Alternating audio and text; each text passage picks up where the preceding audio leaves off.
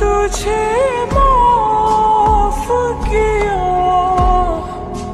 जा तुझे माफ किया, दिल को तोड़ने वाले। এই হলো জিমিন আর এটা হলো তে, জিমিনের বেস্ট ফ্রেন্ড। ওরা দুজন এক কথায় খুব ভালো ফ্রেন্ড, বলতে গেলে বেস্ট ফ্রেন্ড। ওরা দুজন দুজনকে বোনের চোখেই দেখে।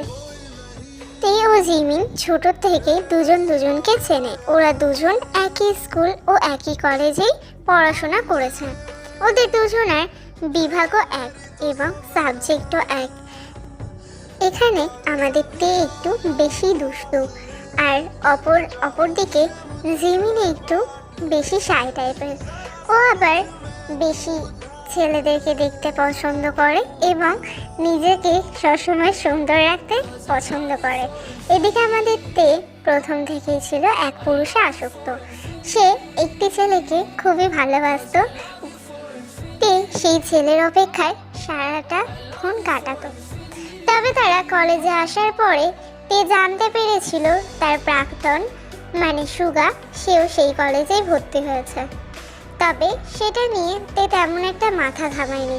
যদিও তাদের এক দুবার মিট হয়েছে, তবে তা নিয়ে তে তেমন একটা ভাবেনি, কারণ সে জানতো এটা নিয়ে ভেবে কোনো লাভ নেই, পরে তারই ক্ষতি হবে। এই সব কিছুর মধ্যে তে ও জিমিন বেশ ভালোভাবেই কাটাচ্ছিল।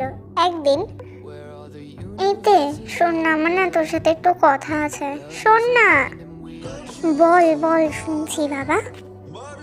জানিস তে, আমি না একজনকে প্রচণ্ড লাইক করি, মানে ভালোবাসি, কিন্তু ও এখনো জানি না।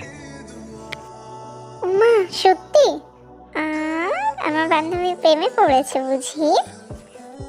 হ্যাঁ রে বান্ধবী, আমার না ওকে খুব ভালো লাগে। আসলে আমি তোকে বলেছিলাম না আমি অ্যানিমে দেখি এখন, তো একটা অ্যানিমের আলাদা গ্রুপ ক্রিয়েট হয়েছিল, তো ওখানে আমার সাথে ফ্রেন্ডশিপ হয়।